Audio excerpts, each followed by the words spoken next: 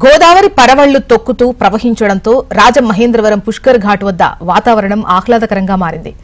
గోదావరి తన రంగును ఎర్రగా మార్చుకొని సముద్రంలో కలవడానికి ఉరకలేస్తూ పయనించడాన్ని పర్యాటకులు ఎంతగానో ఆస్వాదిస్తున్నారు.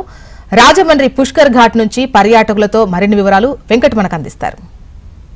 గోదావరి జిల్లా రాజమహేంద్రవరం వద్ద అయితే గోదావరి ఉగ్ర రూపం దాల్చి ప్రవహిస్తున్న పరిస్థితులు అయితే మనకు తెలుసు. అదేవిధంగా ఇక్కడ పర్యాటకులు మొత్తం కూడా ఈ పుష్కరాల రేవు దగ్గర ఉన్నాం మనం. పుష్కరాల రేవు దగ్గర అయితే పర్యాటకులు మొత్తం కూడా ఇక్కడ ఆహ్లాదకర వాతావరణాన్ని వీక్షించడానికి తరబడి ఇక్కడికి వస్తుంటారు. ఈ ప్రాంతానికి ఇక్కడ పర్యాటకులు మొత్తం చూడొచ్చు. అదేవిధంగా ఇక్కడ ప్రమాద గంటికలు ఉన్న నేపథ్యంలోనైతే కనుక పూర్తిగా ఇక్కడ భద్రతా చర్యలు కూడా పోలీసు సిబ్బంది చేపడుతున్న పరిస్థితులు కూడా కనబడుతున్నాయి.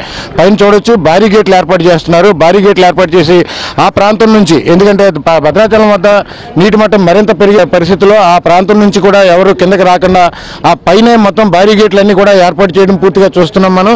అది దాటి ఇప్పుడు మరి కొంతసేపులో ఇంకొక మహా అయితే ఒక గంట సమయం తర్వాత మొత్తం జనాలు అది దాటి కిందకి వచ్చే పరిస్థితులు ఎంత మాత్రం ఉండవని చెప్పొచ్చు. అదేవిధంగా ఇదంతా కూడా ఒక వందల తరబడి జనాలంతా ఇక్కడ లైన్గా నుంచొని ఈ గోదావరి వాతావరణాన్ని అంతా చల్లని గాలులు వేస్తుంటాయి. ఈ వరదల సమయానికి వచ్చేసరికి దీన్ని అంతా వీక్షించేందుకు ఇక్కడికి వస్తుంటారు. ఈ పదుల సంఖ్యలో తరబడి అదేవిధంగా వందల మంది కూడా ఇక్కడికి చేరుకునే పరిస్థితులు అయితే పూర్తిగా కనబడుతున్నాయి. ఇక్కడ మనతో పాటు పర్యాటకులు కొంతమంది ఉన్నారు.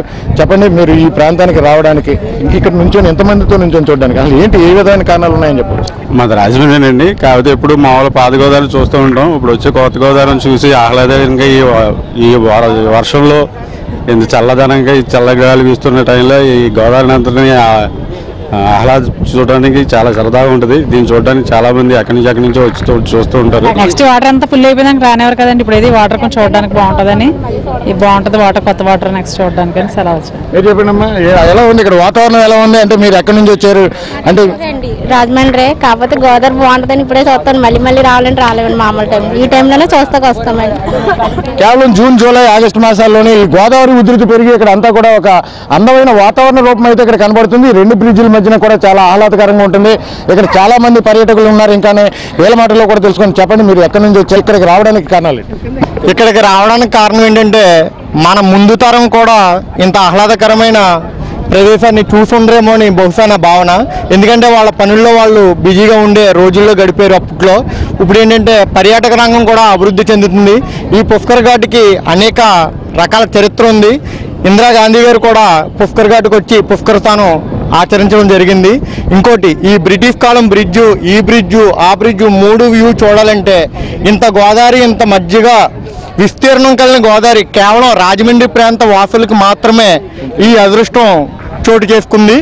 ముఖ్యంగా ఈ ప్రాంత ప్రజలు ₹1 ఖర్చు పెట్టకుండా కోట్ల రూపాయల ఆనందాన్ని వీక్షించడానికి ప్రకృతి చాలా ఆనందంగా ఆహ్లాదకంగా చిన్నపిల్లల కానించి అందరూ కూడా గడపడానికి వ్యూ పాయింట్ బాగుంటుంది.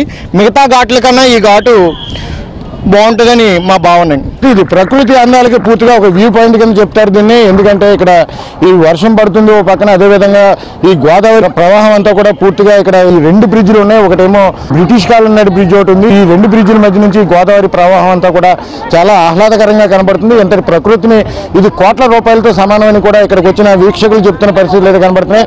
మొత్తం అంతా కూడా వందల మేరకు జనాలంతా కూడా ఈ గట్లపైన నుంచొని మొత్తం ఈ ప్రకృతి అందాలని, గోదావరి అందాలని పరవలు తొక్కుతూ ఈ కిందకి వెళ్ళే గోదావరి అందాలను మొత్తం అంతా వీక్షిస్తూ ఉంటారు.